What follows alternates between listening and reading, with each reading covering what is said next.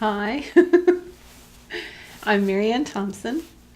I'm married to Russell Thompson, and I have two daughters, Rachel and Andrea, and I'm a mom. What else do you want to know about me?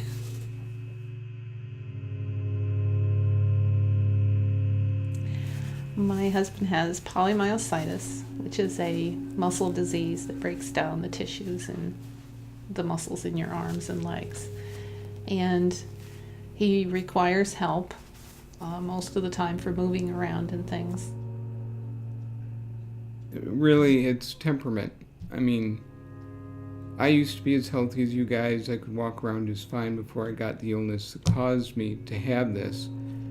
And I was a very power driven business person. And quite honestly, my wife was going to leave me. There was a period of time when he has a temper, and it came out really badly, and we had a really very strong argument about something, and I was packing the car. I was so angry. I was packing the car. I was pregnant with Rachel. Andrea was 3 years old, and I was ready to leave. I really was. And then I looked at Andrea and I thought, she kept saying, well, isn't Daddy coming with us? Where are we going? And then I'm like, what do I do? I mean, I was working part-time at a church at that point and not making a whole lot of money. And I thought, I can't do this to my kids. So I pulled myself back, but that was before he got sick. I mean, he didn't get sick until Rachel was like 2 years old. So it was almost 3 years after that. At that point, I think I realized that I had to stay, no matter what, because my kids had to have a chance. Okay, well, usually Dad's laying flat. He runs his remote to put the bed up part way, and then I pull him up and stand him up, and then he uses his walker. This is the rollator then that I sit him on. I usually put a towel on and sit him on the rollator, and then I push him into the shower on this thing, and then I stand him up, and we have this thing that comes down so I can shower him. And then I stand him up, and he uses his walker again to lean on, and then that's when I dry him off, and then I sit him back down and I dress him, comb his hair. She's not the ordinary person. She's a natural born mother who likes to care about people and take care of people, and feeding a household of 6 is a labor of love for her, and sometimes her own daughters don't get that. She just absolutely loves that. She, I think, is more willing to take care of me because, frankly, I need her, and she likes being needed and taking care of me. I'm always when I'm doing things, I'm doing things for other people. I mean, I'm trying to plan meals, obviously, for the family. That's for all of us. Or I'm trying to get laundry and stuff done, and that's for all of us. I'm trying to keep the house clean and things picked up. And it's just part of being a homemaker and a mom, and caring about your family and wanting to do those things. But yeah, I would say probably 70% of my time goes to taking care of him, because I'm not able to give my kids as much time as I wish I could. I would like to spend more time with my daughters. But there's a lot of times when I'm starting to do something with them, I get pulled away, because he needs something right now. He's yelling, come do this, come do that. So that our time gets interrupted a lot.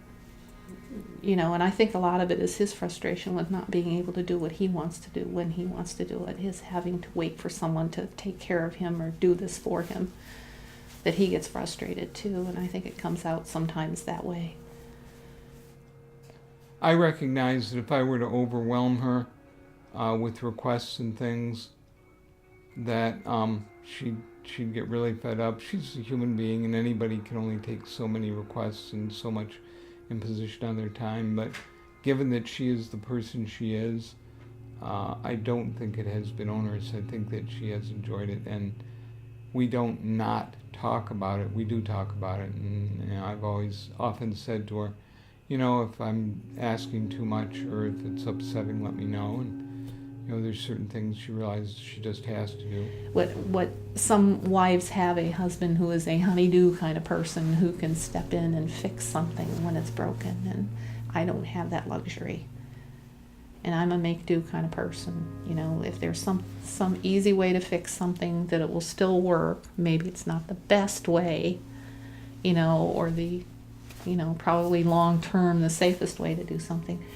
But I'm a make-do kind of person, and he will get angry when I do that, because he'll say, no, we should spend the money and fix this the right way. Or it's like the money isn't always there to do it. He has a very strong personality. He's a very dominating person. And sometimes I just get to the point of where I can't take it. And I think I'm a very easygoing person. I can take a lot. But if I've had a really trying day and I'm upset over a lot of things, one more shove, and sometimes it happens to everybody. But I think as I've gotten older, I've realized there isn't much better I can do. To me, he's just super intelligent, and I'm not. And I feel like that makes a gap between us. And I think that his illness, to a certain extent, has kind of brought him down a little bit, that because he needs me, that's why we're together. But I think had that not happened, I don't think we'd be together. I really don't. Yeah, I do. Every once in a while I have a regret that, should I have done something differently? Would my kids be better off? I don't know. I don't honestly know. I wanted them to have a good chance at life. I feel terrible for what happened to my kids. My kids have gotten cheated out of having a healthy dad, a dad who could do things with them. And I feel bad about it all the time. I really do. I wouldn't do it. I would not go back and change anything, because I would not alter that chain of tenuous circumstances, because then I wouldn't be married to Mary Ann, then I wouldn't have the kids. Nope. Didn't turn left instead of right. Be happy with where you're at. I am. Where do you think you two are going to be in 10 years? I would say goodbye to my job. I would go on to my retirement savings, and I would move to Orlando, Florida, and I'd take up residence for the rest of my life. I'd get myself a Disney pass, and I'd go see Disney about once a week or once a month. Spend the rest of my time researching books and reading, but Florida. Well, I hope we're living happily in Florida. That's what I want. I'm hoping.